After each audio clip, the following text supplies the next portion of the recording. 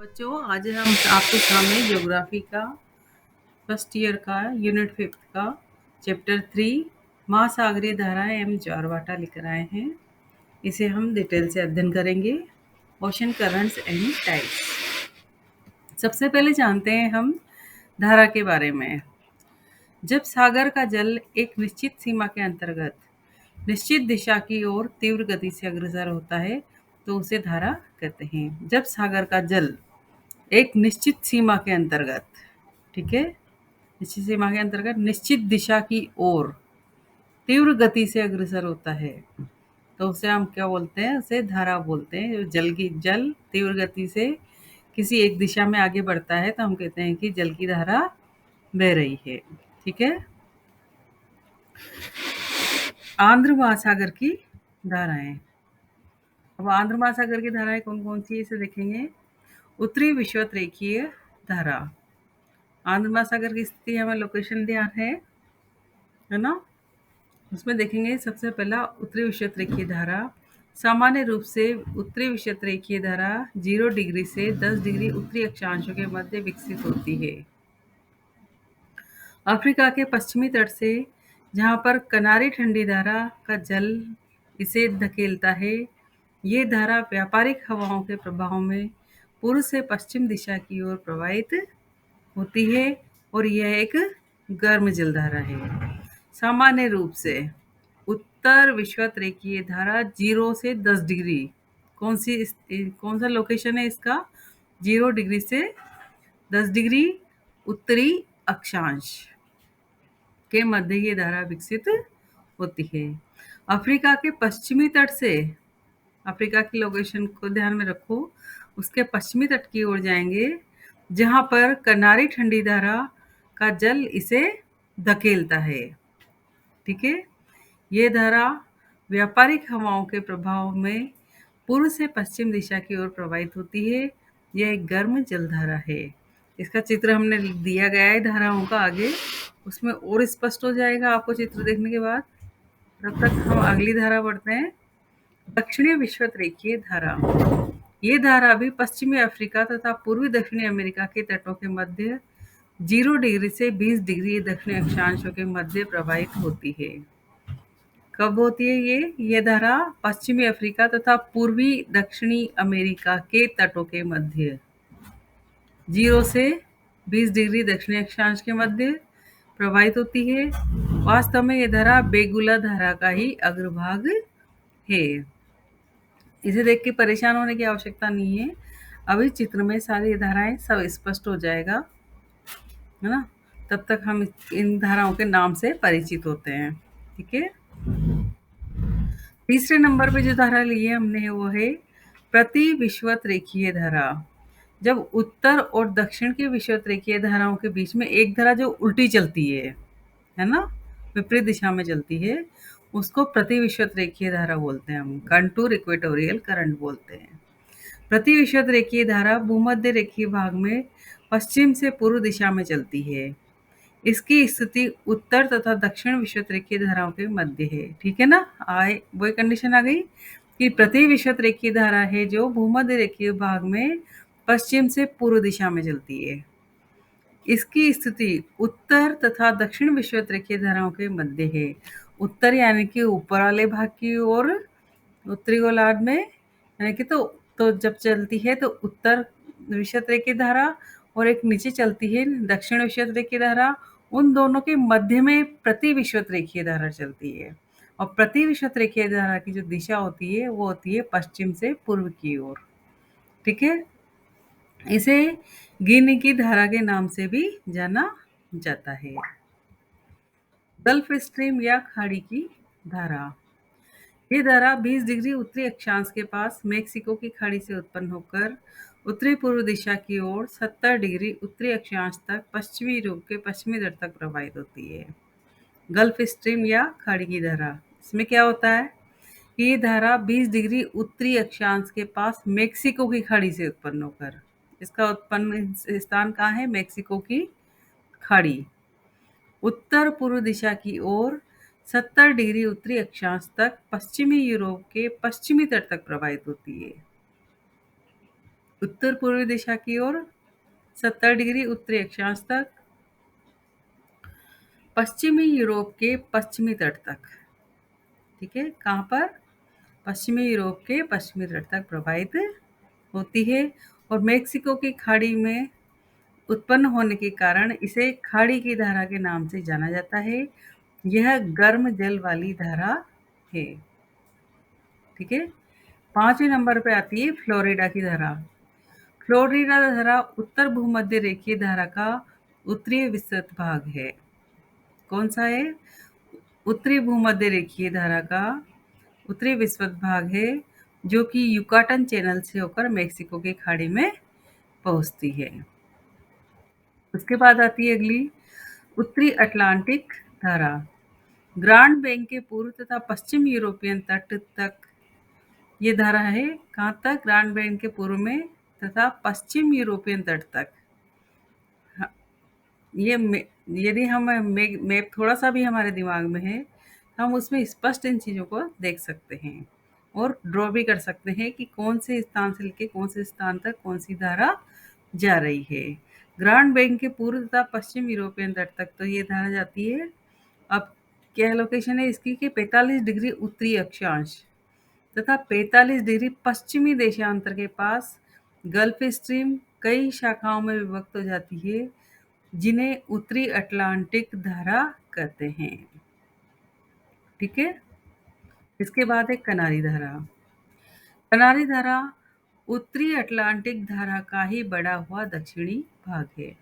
कनारी धारा किसका भाग है? ये उत्तरी अटलांटिक धारा का बड़ा हुआ दक्षिणी भाग है, जो स्पेन तट से मुड़कर दक्षिण की ओर कनारी द्वीप से होकर उत्तरी अफ्रीका के पश्चिमी तट के सहारे अग्रसर होती है। कहाँ पर? स्पेन तट से मुड़कर। ठीक है, स्पेन तट से मुड़ती है और कहाँ की ओर जा रही? दक्षिण की ओर कनारी द्वीप से होकर। दक्षिण की ओर कौन सा द्वीप है? कनारी द्वीप। उधर से होती हुई उत्तरी अफ्रीका के पश्चिमी तट के सहारे अग्रसर होती है। यह एक ठंडी धारा है। लेब्रेडोर धारा। लेब्रेडोर धारा एक ठंडी धारा है, जो कि बेफिन की खाड़ी तथा डेविस जलडमरू मध्य से प्रारंभ होकर न्यू फाउंडलैंड तट से होती हुई ग्रांड बैंक के पूर्व से गुजरने के बाद 50 डिग्री पश्चिमी देशांतर के पूर्व में गल्फ स्ट्रीम से मिल जाती है। नाम बड़ा वो लग रहा है हमें, घबराने की आवश्यकता नहीं है। लेब्रेडोर धारा है जो एक ठंडी धारा है, जो बेफिन की खाड़ी तथा डेविस जलडमरू मध्य से। ठीक है, मैप में स्पष्ट दिखाई देगा। बेफिन की खाड़ी और डेविस जलडमरू मध्य से प्रारंभ होकर न्यू फाउंडलैंड तट से होती हुई ग्रांड बैंक के पूर्व से गुजरने के बाद 50 डिग्री पश्चिमी देशांतर के पूर्व में गल्फ स्ट्रीम से मिल जाती है। उसके बाद है ब्राज़ील की धारा। ब्राज़ील धारा उच्च तापमान तथा उच्च लवणता वाली गर्म धारा है। इसका आविर्भाव दक्षिण विषुवत-रेखीय धारा के सन रॉक के पास ब्राज़ील तट से टकराकर होता है। ब्राज़ील की धारा कैसे बनती है कि ब्राज़ील धारा है जो उच्च तापमान और उच्च लवणता वाली गर्म धारा है। सबसे पहली बात तो क्या है कि ऊंचा तो तापमान है, इसका ज़्यादा तापमान ज़्यादा है और लवणता भी इसमें ज़्यादा पाई जाती है। इसका आविर्भाव दक्षिण विषुवत-रेखीय धारा के सन रॉक के पास। कहाँ पर? दक्षिण विषुवत-रेखीय धारा के सन रॉक के पास ब्राज़ील तट से टकराकर होता है, इसलिए इसको ब्राज़ील धारा भी कहते हैं। अब इस मैप देखते हैं हम। अटलांटिक महासागर की धाराएं, ऊपर ग्रीनलैंड बना हुआ है, हडसन की खाड़ी है, उत्तरी अमेरिका का भाग है ये इधर। ठीक है, एक तरफ यूरोप बना हुआ है और जो देश देश के जो तीर के निशान बन रहे हैं वो ठंडी धाराएं हैं, और जो डायरेक्ट बिना देश के सीधी रेखाओं में खींचे हुए हैं वो गर्म धाराएं हैं। तो नॉर्थ अटलांटिक ड्रिफ्ट देखो आप, कहाँ जा रहा है? उत्तर की ओर। लेब्राडोर की धारा दक्षिण की ओर, और देखो इसमें कुछ मुड़ी हुई भी है ना? ध्यान से देखो, लेब्राडोर की धारा आ रही है और कुछ मुड़ा हुआ है। इधर से गल्फ स्ट्रीम की धारा, गर्म धारा देखो, ये गल्फ स्ट्रीम की धारा उसके नीचे हम देखेंगे फ्लोरिडा की तरह, और बीच में बनता है जो सारगेसो सागर। एक गोल गोल सा बना हुआ है तीरों के निशान से, उसके बीच में लिखा हुआ है सारगेसो सागर, जिसके बारे में अभी अध्ययन करेंगे। इसका एक जो पार्ट उधर जा रहा है वेस्ट विंड ड्रिफ्ट के रूप में, ठीक है। कनारी धारा अफ्रीका के तट की ओर कनारी धारा बह रही है, और उत्तरी विषुवत रेखीय धारा देखेंगे हम इसमें,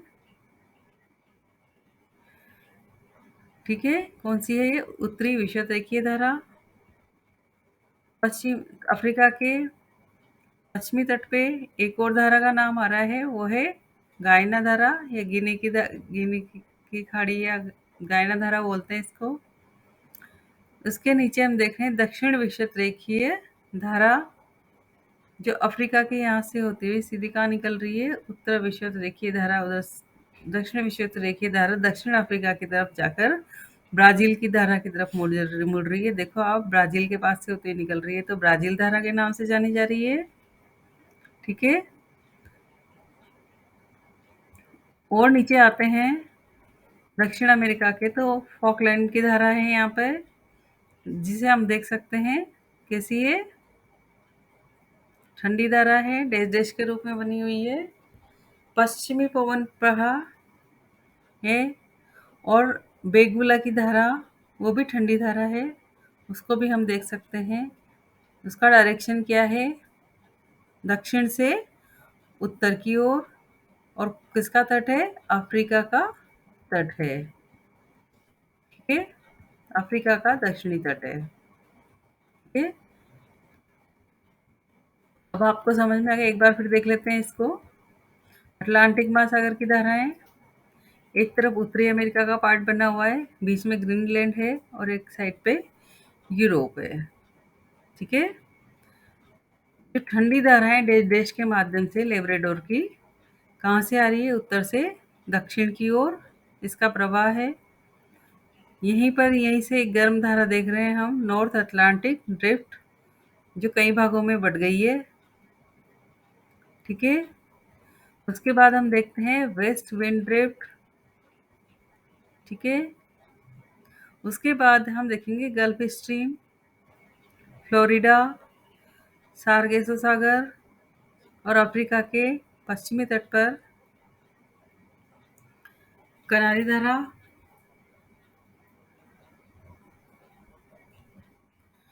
उत्तरी विषुवत रेखीय धारा नीचे की ओर आने पर देखते हैं हम, जो जो डैश डैश से बनी हुई है वो ठंडी धाराएं हैं, और जो सीधे एरो के माध्यम से सीधी रेखाओं के रूप में तीर के निशान से बनी हुई है वो गर्म धाराएं हैं, ठीक है। गायना धारा, दक्षिणी विषुवत रेखीय धारा, इनकी रेखाओं, जो धाराएं इनके तीर के निशान है, उनका क्रम देखिए कि कौन सी रेखा किधर से होकर बनी हुई है। ब्राजील की धारा देखो, इसमें जो दक्षिण विषुवत रेखीय धारा है उसका एक भाग इधर मुड़ गया है, तो ब्राजील धारा के नाम से जाना गया है। दक्षिण अफ्रीका के दक्षिणी तट के यहाँ पे बेगुला की धारा, जो कि ठंडी धारा है। फॉकलैंड की धारा है उत्तरी अमेरिका के दक्षिणी तट की ओर,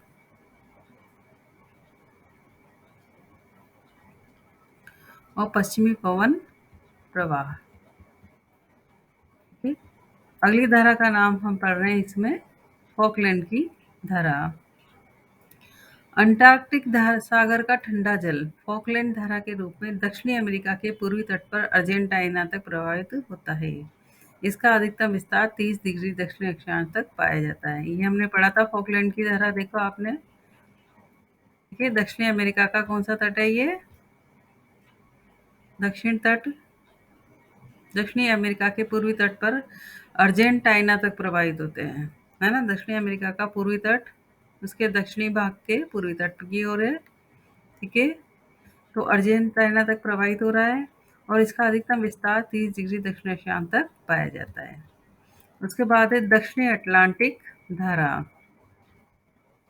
जब ब्राजील धारा पृथ्वी के परिभ्रमण के कारण विक्षेप बल द्वारा पूर्व दिशा की ओर मुड़ती है, तो स्थल के अभाव में पछुआ हवाओं द्वारा प्रेरित होकर तीव्र गति से प्रवाहित होती है। क्या होता है कि जब जो ब्राज़ील की धारा होती है, वो पृथ्वी के परिभ्रमण के कारण, हमें पता है कि हमारी पृथ्वी परिभ्रमण की गति करती है ना? तो उसमें क्या होता है, विक्षेप बल द्वारा पूर्व दिशा की ओर मुड़ती है। तो स्थल के अभाव में कौन सी कंडीशन है? स्थल का अभाव होता है वहाँ पे, तो पछुआ हवाओं द्वारा प्रेरित होकर तीव्र गति से प्रवाहित ये होती है। जब उसे रोकने के लिए कोई स्थल का भाग नहीं है, तो वो धारा सीधी तेज पछुआ हवाओं के प्रभाव से तीव्र गति से प्रवाहित होने लगती है। इसे दक्षिणी अटलांटिक प्रवाह, पछुआ पवन प्रवाह, अंटार्कटिक प्रवाह आदि नामों से जाना जाता है और यह ठंडी धारा है। ठीक है। उसके बाद बेगुला धारा, जो हमने मैप में देखा था, ये ठंडी धारा है जो दक्षिणी अमेरिका के पश्चिमी तट के सहारे उत्तर दिशा में प्रवाहित होती है। ठीक है। बेगुला धारा देख लेते हैं एक बार। ये बेगुला धारा दक्षिणी अमेरिका का कौन सा तट है? पश्चिमी तट है। ठीक है। और उत्तर की ओर ये प्रवाहित हो रही है। ये ठंडी धारा है, दक्षिणी अमेरिका के पश्चिमी तट के सहारे उत्तर दिशा में प्रवाहित होती है। इसके बाद इसमें एक कंडीशन बताई थी कि गोल राउंड के रूप में एक सारगेसो सागर देखा था हमने, तो उसके बारे में देख लेते हैं कि उत्तरी अटलांटिक महासागर में उत्तरी विषुवत रेखीय धारा, गल्फ स्ट्रीम तथा कनारी धारा द्वारा एक प्रति चक्रवातीय प्रभाक्रम पाया जाता है। इस चक्र के अंतर्गत शांत एवं गतिहीन जल पाया जाता है, जिसमें सारगेसम घास फैली रहती है। इस भाग को सारगेसो सागर कहा जाता है। सारगेसो सागर देख लेते हैं हम एक बार और।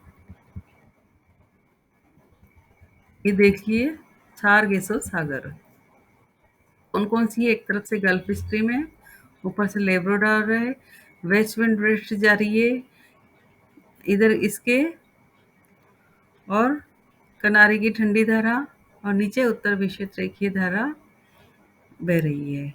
तो सारगेसो सागर में क्या कंडीशन बताई गई है कि क्या होता है वहाँ पे कि कौन सी घास उगती है? सारगेसम घास। क्यों उगती है? क्योंकि उत्तरी अटलांटिक महासागर में उत्तरी विषुवत रेखीय धारा, गल्फ स्ट्रीम तथा कनारी धारा द्वारा एक प्रति चक्रवातीय प्रवाहक्रम पाया जाता है ना? हमने देखा एक चक्र जैसा बना हुआ था वहाँ पे, तो एक प्रति चक्रवातीय प्रवाहक्रम पाया जाता है। इस चक्र के अंतर्गत शांत एवं गतिहीन जल पाया जाता है। कैसा जल मिलेगा? शांत एवं गतिहीन, जिसमें सारगेसम घास फैली रहती है, और इस भाग को सारगेसो सागर कहा जाता है। ठीक है, यहाँ तक क्लियर हो गया? आगे चलते हैं। प्रशांत महासागर की धाराएं। ये हमने अभी तक अटलांटिक की पढ़ी थी, अब पढ़ेंगे प्रशांत महासागर की धाराएं। उत्तरी विषुवत रेखीय धारा, ये धारा मेक्सिको तट से प्रारंभ होकर पश्चिम दिशा में प्रवाहित होती हुई 7,500 सागरीय मील की दूरी तय करने के बाद फिलिपाइन तट तक पहुंचती है। क्या कंडीशन है इसकी कि ये धारा जो मेक्सिको तट से प्रारंभ होती है और पश्चिम दिशा में प्रवाहित होती हुई 7,500 सागरीय मील की दूरी तय करने के बाद फिलिपाइन तट तक पहुंचती है। ठीक है, इसे भी मैप में हम देखेंगे कि मेक्सिको तट से कहाँ से ये शुरू हो रही है। मेक्सिको तट से प्रारंभ होकर पश्चिम दिशा में प्रवाहित होती है। कौन सी? उत्तरी विषुवत रेखीय धारा।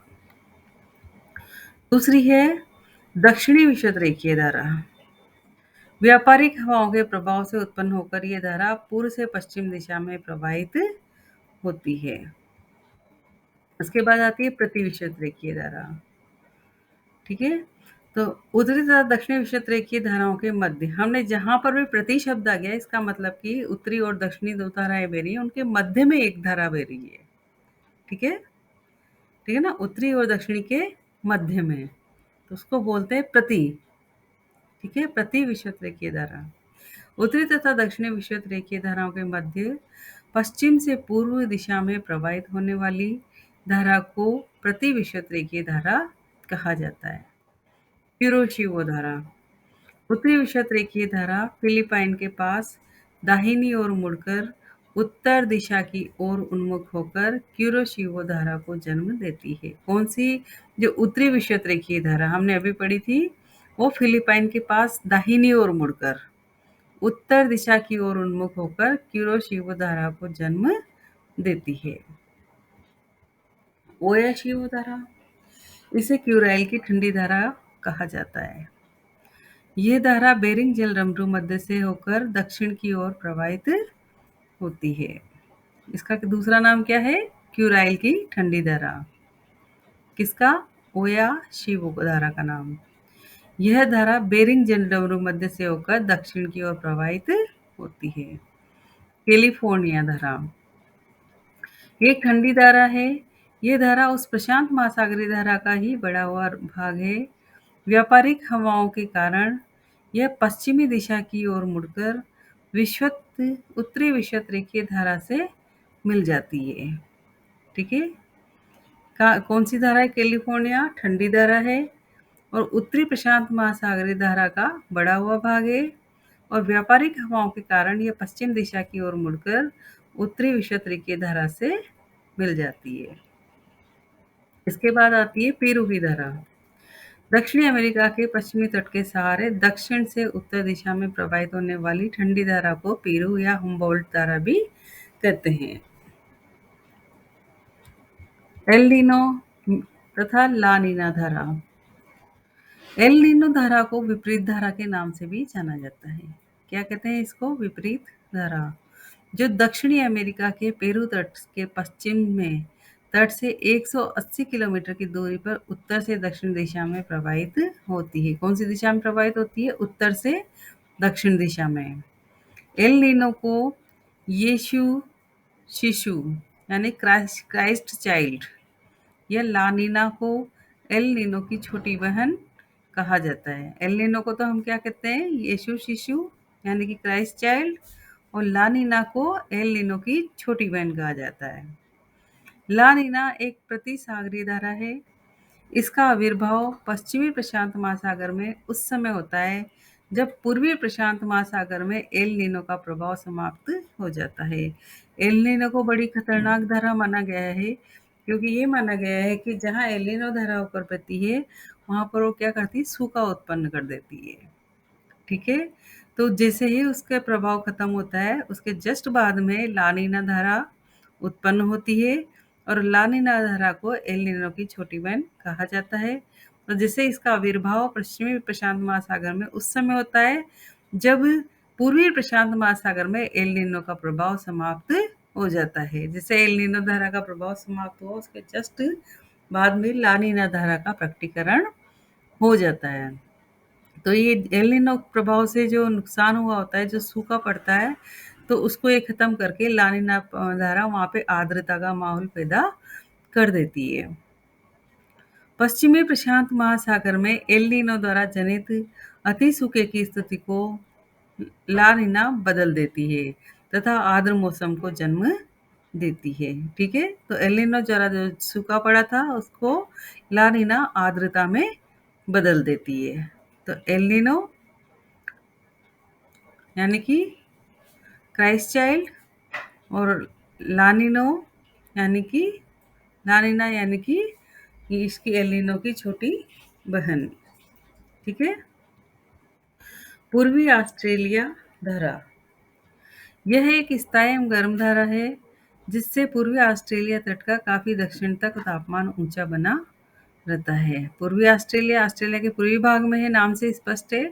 यह एक स्थायी एवं गर्म धारा है जिससे पूर्वी ऑस्ट्रेलिया तट का काफी दक्षिण तक तापमान ऊंचा बना रहता है। पछुआ पवन प्रवाह, पछुआ पवन प्रवाह, वेस्ट विंड ड्रिफ्ट। प्रशांत महासागर में पछुआ हवा के प्रभाव से 40 से 45 डिग्री दक्षिणी अक्षांश के पास एक प्रबल धारा पश्चिम से पूर्व दिशा में तस्मानिया तथा दक्षिणी अमेरिका तट के मध्य प्रवाहित होती है। दोबारा से देख लेते हैं इसको। प्रशांत महासागर में पछुआ हवा के प्रभाव से कौन सी लोकेशन है? 40 डिग्री से लेकर 45 डिग्री दक्षिणी अक्षांश के पास एक प्रबल धारा पश्चिम से पूर्व दिशा में, कौन सी दिशाएं हैं? पश्चिम से पूर्व की ओर तस्मानिया तथा दक्षिणी अमेरिका तट के मध्य प्रवाहित होती है।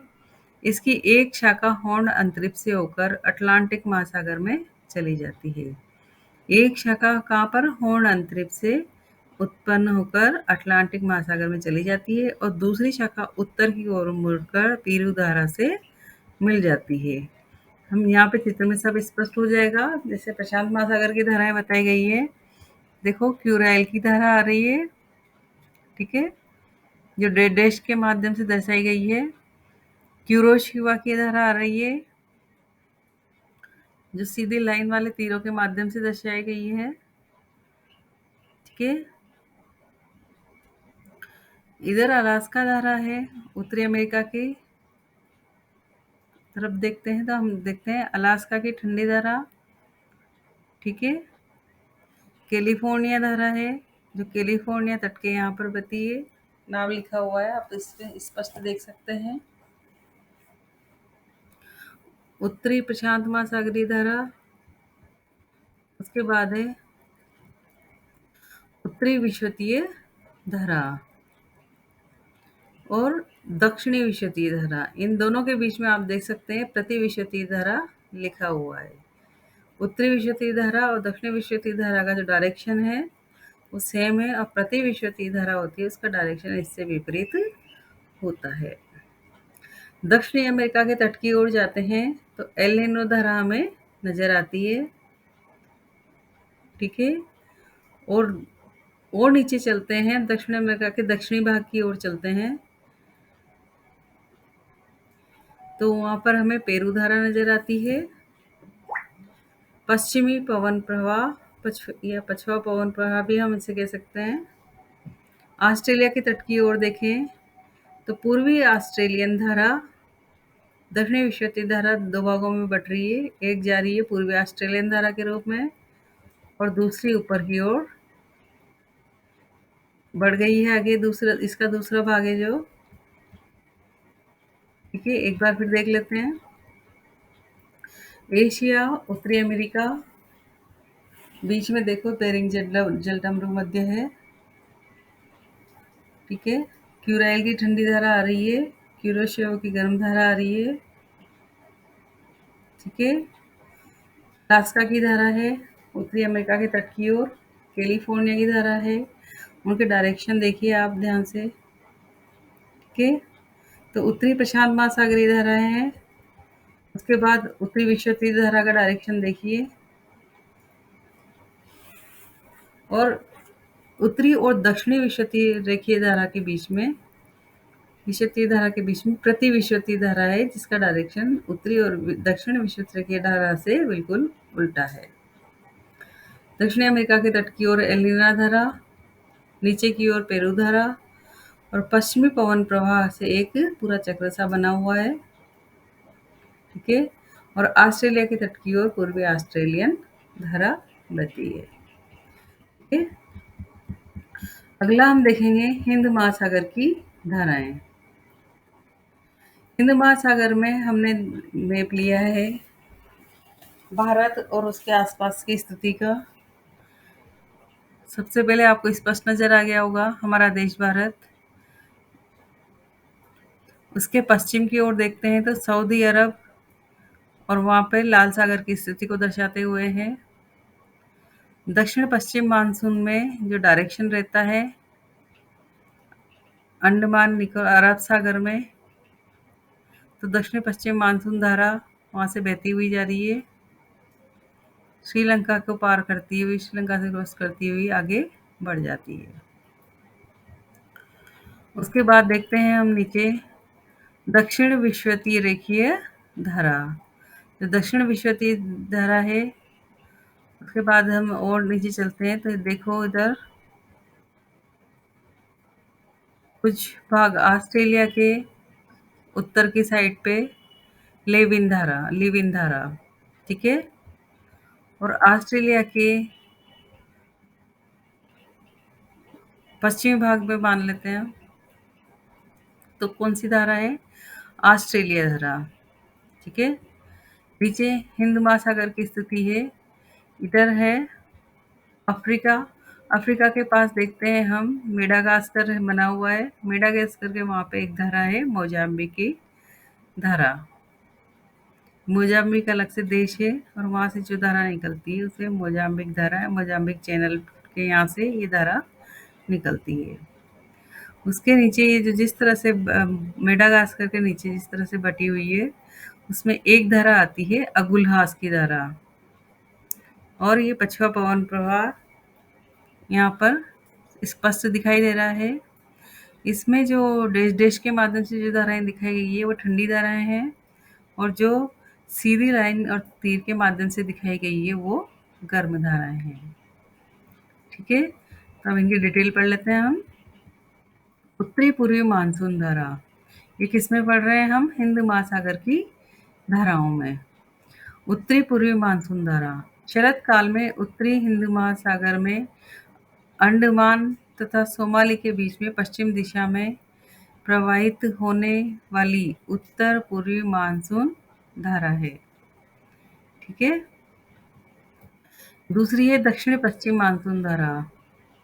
ग्रीष्मकाल उत्तरी गोलार्ध में मानसूनी हवाओं की दिशाएं उल्टी होकर दक्षिण पश्चिम हो जाती है, जिस कारण उत्तरी हिंद महासागर का धाराक्रम भी उल्टा हो जाता है और उत्तरी पूर्वी मानसून धारा लुप्त हो जाती है और उसकी जगह दक्षिण पश्चिम मानसून धारा को जन्म होता है। देखो हमने मैप में जैसे देखा था, भारत के आसपास की स्थिति में ये दक्षिण पश्चिम मानसून धारा। ठीक है? उसके बाद आगे चलते हैं। विपरीत धारा।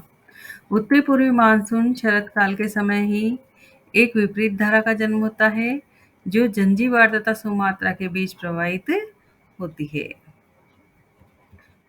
अगली धारा है विषुवतरेखीय धारा। अफ्रीका तथा ऑस्ट्रेलिया के तटों के मध्य 10 डिग्री से 15 डिग्री दक्षिणी अक्षांशों के बीच कौन सी लोकेशन है? 10 डिग्री से 15 डिग्री दक्षिणी अक्षांशों के बीच पूर्व से पश्चिम दिशा में प्रवाहित होने वाली धारा को दक्षिण विषुवतरेखीय धारा कहा जाता है। मोजाम्बिक तथा अगुलहास धारा, इसके बारे में हमने अभी पढ़ा था। दक्षिण विषुवतरेखीय धारा की एक शाखा मोजाम्बिक चैनल से होकर दक्षिण की ओर प्रवाहित होती है। किधर? मोजाम्बिक चैनल से होते हुए दक्षिण की ओर प्रवाहित हो रही है, इसे मोजाम्बिक धारा कहते हैं।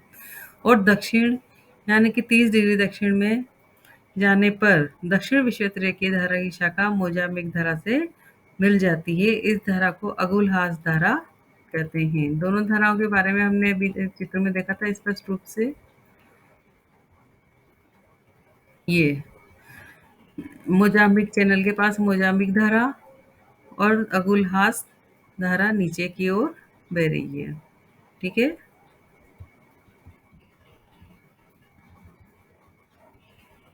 पछुआ पवन प्रवाह, वेस्ट विंड ड्रिफ्ट। हिंद महासागर में 40 डिग्री दक्षिणी अक्षांशों के पास पछुआ हवा के प्रभाव में पश्चिम से पूर्व दिशा में धारा चलती है, जिसे पछुआ पवन प्रवाह कहा जाता है। कहाँ पर? हिंद महासागर में 40 डिग्री दक्षिणी अक्षांश के पास पछुआ हवा के प्रभाव से पश्चिम से पूर्व दिशा में धारा चलती है, जिसे पछुआ पवन प्रवाह कहा जाता है। इसी चैप्टर का एक भाग है ये टाइड्स यानी कि ज्वार भाटा।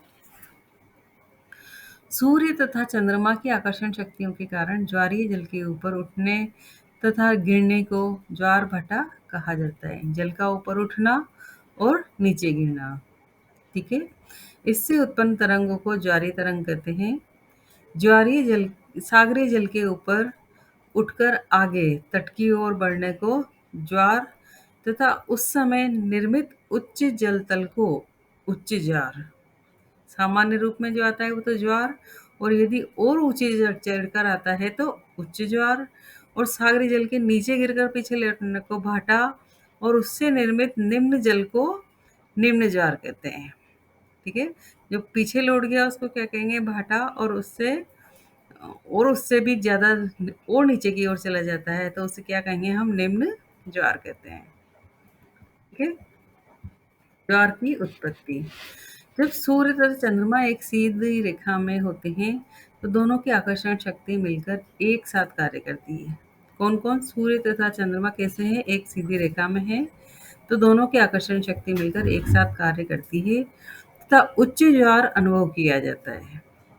यह स्थिति पूर्णमासी तथा अमावस्या को होती है। जब पूर्णमासी होती है और या अमावस्या होती है तो उच्च ज्वार की अनुभव किया जाता है। इसके विपरीत जब सूर्य, पृथ्वी तथा चंद्रमा मिलकर समकोण बनाते हैं। अब जब तीनों एक रेखा में होते हैं तो उच्च ज्वार होता है, लेकिन कभी ऐसी भी कंडीशन आ जाती है कि एक समकोण की स्थिति बन जाती है। समकोण या 90 डिग्री के एंगल पे तीनों इस तरीके से समकोण की दिशा में आ जाते हैं। तो सूर्य तथा चंद्रमा के आकर्षण बल एक दूसरे के विपरीत कार्य करने लग जाते हैं, है ना? उसमें तो तेजी से कार्य कर रहे थे और इसमें विपरीत कार्य करने लगे, समकोण की स्थिति में विपरीत कार्य करने लग जाते हैं, जिस कारण निम्न ज्वार अनुभव किया जाता है। यह स्थिति प्रत्येक महीने के कृष्ण पक्ष एवं शुक्ल पक्ष की अष्टमी को होती है। चित्र में देखें, उच्च ज्वार की कंडीशन बताई गई है, मून है, पृथ्वी है और उच्च ज्वार किस तरह से बढ़कर उसमें आ रहा है। ठीक है। ज्वार का समय प्रत्येक स्थान पर सामान्य तौर पर दिन में 2 बार ज्वार आता है ना? ज्वार का जो समय हम अनुमान के आधार पे मतलब या उसकी जो गणना की गई है उसके आधार पे माना गया है कि प्रत्येक स्थान पर सामान्य तौर पर दिन में 2 बार ज्वार आता है। चूँकि पृथ्वी अपनी दूरी पर लगभग 24 घंटे में एक पूर्ण चक्कर लगा लेती है। अतः प्रत्येक स्थान पर 12 घंटे बाद ज्वार आना चाहिए, परंतु वास्तव में ऐसा नहीं होता है, क्योंकि वो मानना चाहते कि यदि दिन में 2 बार आ रहा है तो हर 12-12 घंटे बाद आना चाहिए। लेकिन ऐसा होता नहीं है, होता ये है कि प्रतिदिन ज्वार लगभग 26 मिनट देर से आता है। इसका प्रमुख कारण चंद्रमा का भी अपनी दूरी पर चक्कर लगाते हुए पृथ्वी की परिक्रमा करना है। फिक्स निश्चित टाइम पे नहीं आके 26 मिनट देरी से आने का कारण ये है कि चंद्रमा भी क्या करती है, अपनी दूरी पर चक्कर लगाते हुए पृथ्वी की परिक्रमा करता है। ठीक है ना? ये देख सकते हैं चित्र के माध्यम से, ये पृथ्वी है और चंद्रमा उस पर चक्कर लगा रहा है। ठीक है। यदि प्रथम ज्वार 4 बजे सायकाल आता है तो दूसरा ज्वार 4:26 प्रातः आएगा। फिर अगला ज्वार सायकाल 4:52 पर आएगा। ठीक है। यदि हम एक ज्वार से लेकर गणना करना शुरू करें तो प्रथम ज्वार की स्थिति यदि 4 बजे शाम को होती है तो दूसरा ज्वार 4:26 को सुबह आएगा। ठीक है। और फिर जो उसके बाद जब फिर आएगा तीसरा, तो फिर अगला ज्वार सायकाल 4:52 पर आएगा। ठीक है। नोट इम्पोर्टेंट बात है जो देख लेते हैं। चंद्रमा पृथ्वी का 27 दिन 7 घंटे 43 मिनट और 17.5 सेकंड में एक चक्कर लगाता है। ठीक है। ये तो हमने सामान्य जानकारी ली। अब इसके प्रकार के बारे में अध्ययन करते हैं। ज्वार के प्रकार। पूर्ण तथा दीर्घ ज्वार, स्प्रिंग टाइड्स। जब सूर्य, पृथ्वी तथा चंद्रमा एक सरल रेखा में होते हैं। कौन कौन? सूर्य, पृथ्वी, चंद्रमा तीनों एक सीधी रेखा में होते हैं तो इस स्थिति को युति, वियुति या सीजीगी कहते हैं। इनमें से जब सूर्य, चंद्रमा तथा पृथ्वी क्रम से एक सीध में होते हैं। कौन कौन? सूर्य, चंद्रमा और पृथ्वी क्रम से एक सीध में होते हैं, अर्थात सूर्य, चंद्रमा और दोनों पृथ्वी के एक ओर होते हैं, है ना? सूर्य, चंद्रमा पृथ्वी के एक ओर होते हैं, यानी कि सूर्य, चंद्रमा और फिर पृथ्वी। ठीक है। तो उसे कौन सी कंजक्शन यानी युति की स्थिति कहते हैं, है ना? इस कंडीशन में सूर्य ग्रहण भी आते हैं। और जब सूर्य तथा चंद्रमा के बीच पृथ्वी की स्थिति होती है, उसमें तो एक सीधी रेखा में थे, पृथ्वी एक साइड पर थी, लेकिन अब दूसरी कंडीशन क्या है कि जब सूर्य तथा चंद्रमा के बीच में क्या आ रही है? पृथ्वी आ गई है, तो उसे बोलेंगे हम वियुति यानी कि ऑपोजिशन। ठीक है। क्या बोलेंगे? वियुति। इसके विपरीत जब सूर्य, पृथ्वी तथा चंद्रमा समकोण की स्थिति में होते हैं, 3 कंडीशन हमारे सामने है, युति, वियुति और समकोणी की स्थिति। ठीक है ना? तो इसके विपरीत जब सूर्य, पृथ्वी तथा चंद्रमा समकोण की स्थिति में होते हैं तो उसे समकोणी की स्थिति यानी क्वाड्रेटर कहते हैं। युति की स्थिति अमावस्या तथा वियुति की स्थिति पूर्णमासी को होती है। ठीक है? जब यु जिसमें पृथ्वी एक साइड में होती है, उस कंडीशन में क्या होता है, युति होता है, न्यू मून होता है। और वियुति यानी कि पृथ्वी जब बीच में होती है तो वियुति की स्थिति होती है तो फुल मून होता है। इन दोनों स्थितियों में उच्च ज्वार अनुभव किया जाता है। युति और वियुति की स्थिति में क्या किया जाता है? उच्च ज्वार का अनुभव किया जाता है। इस ज्वार की ऊंचाई सामान्य ज्वार से 20% अधिक होती है और दीर्घ ज्वार के समय भाटा की ऊंचाई सर्वाधिक होती है। ठीक है? तो जब युति और वियुति की स्थिति होती है, तब ज्वार की ऊंचाई सामान्य ज्वार से 20% अधिक होती है। ठीक है? और उसी जब ज्वार की ऊंचाई जब 20% अधिक होती है, उसी समय दीर्घ ज्वार के समय भाटा की निचाई सर्वाधिक होगी। जितनी ऊंचाई अधिक होगी, उसकी निचाई भी उतनी ही अधिक होगी। ठीक है? अब पढ़ेंगे हम लघु ज्वार, नीप टाइट। प्रत्येक मास के शुक्ल पक्ष तथा कृष्ण पक्ष की सप्तमी और अष्टमी को प्रत्येक मास के शुक्ल पक्ष तथा कृष्ण पक्ष की सप्तमी और अष्टमी को सूर्य, पृथ्वी तथा चंद्रमा समकोणी की स्थिति में होते हैं। क्वाड्रेटर की स्थिति में समकोण में आ जाते हैं 90 डिग्री के एंगल पे। ठीक है? तो कृष्ण पक्ष की सप्तमी अष्टमी को सूर्य, पृथ्वी और चंद्रमा समकोणी की स्थिति पे होते हैं, अर्थात ये मिलकर समकोण बनाते हैं। परिणाम स्वरूप सूर्य तथा चंद्रमा के ज्वारोत्पादक बल एक दूसरे के विपरीत कार्य करते हैं।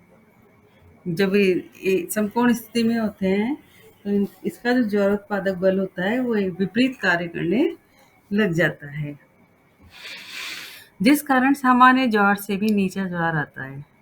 इसे लघु ज्वार कहा जाता है। ठीक है? जब विपरीत स्थितियां रहेंगी तो क्या होगा? लघु ज्वार ही आएगा, है ना? और ज्वार कैसा रहेगा? नीचा रहेगा। ठीक है?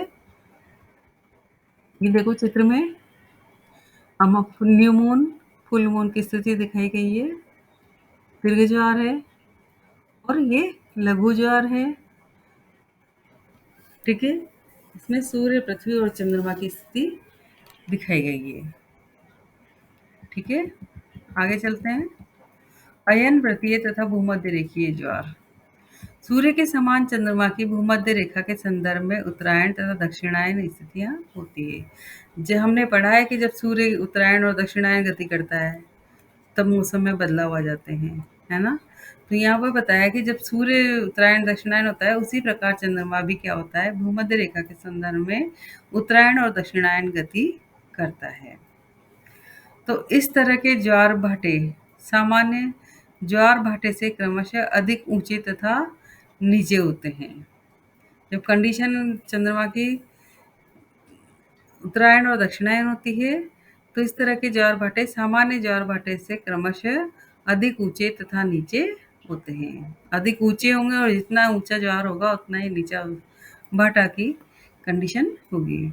ये स्थिति महीने में 2 बार होती है, जबकि चंद्रमा का अधिकतम झुकाव उत्तरायण यानी कि कर्क रेखा के पास तथा दक्षिणायन मकर रेखा के पास होता है। ठीक है ना? चंद्रमा का अधिकतम झुकाव कहाँ होता है? उत्तरायण में तो कर्क रेखा के पास और दक्षिणायन में मकर रेखा के पास होता है। इन स्थितियों में कर्क तथा मकर रेखाओं के पास आने वाले ज्वार को अयन वृत्तीय ज्वार कहते हैं। इन स्थितियों में जब कर्क और मकर रेखाओं के पास जो ज्वार उत्पन्न होता है उसे क्या कहेंगे? अयन वृत्तीय ज्वार।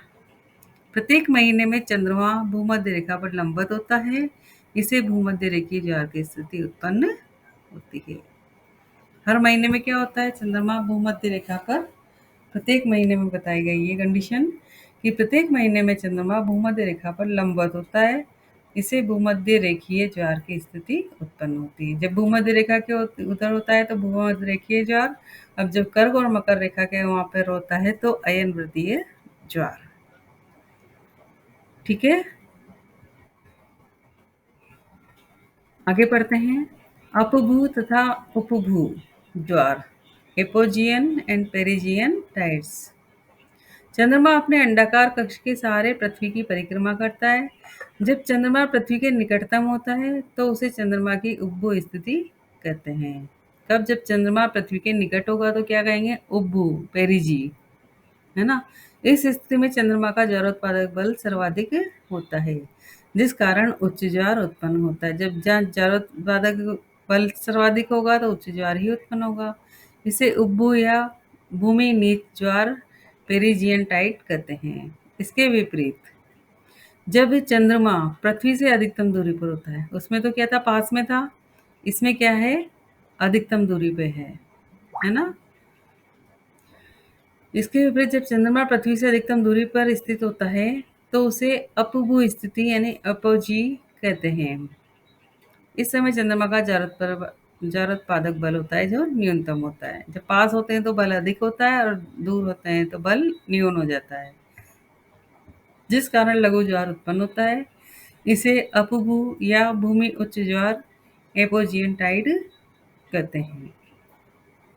ठीक है, दो कंडीशन बताई गई है, एक तो नजदीक की और एक दूर की। ठीक है, पांचवें नंबर पे जो है वो है दैनिक ज्वार, डेली टाइड्स। किसी स्थान पर एक दिन में आने वाले एक ज्वार तथा एक भाटा को दैनिक ज्वार भाटा कहते हैं। किसी भी स्थान पर एक दिन में आने वाले एक ज्वार तथा एक भाटा को क्या कहेंगे, दैनिक ज्वार भाटा कहते हैं। छठे नंबर पे जो है अर्धदैनिक ज्वार, सेमी डेली टाइड। किसी स्थान पर प्रत्येक दिन में 2 बार आने वाले ज्वार को अर्धदैनिक ज्वार कहते हैं। कब आ रहा है ये, दिन में 2 बार आ रहा है और इसको क्या कहते हैं, अर्धदैनिक ज्वार। इसके बाद है मिश्रित ज्वार, मिक्स्ड राइट। किसी स्थान में आने वाले असमान अर्धदैनिक ज्वार को मिश्रित ज्वार कहते हैं। ये असमान अर्धदैनिक ज्वार है, इसलिए इसको क्या कहते हैं, मिश्रित ज्वार कहते हैं। मुझे उम्मीद है कि आपको समझ में आ गया होगा और अगले वीडियो में नेक्स्ट चैप्टर के साथ फिर हम यहाँ पर उपलब्ध होंगे आपके सामने। तब तक हमारे चैनल को लाइक, शेयर एंड सब्सक्राइब करें। धन्यवाद।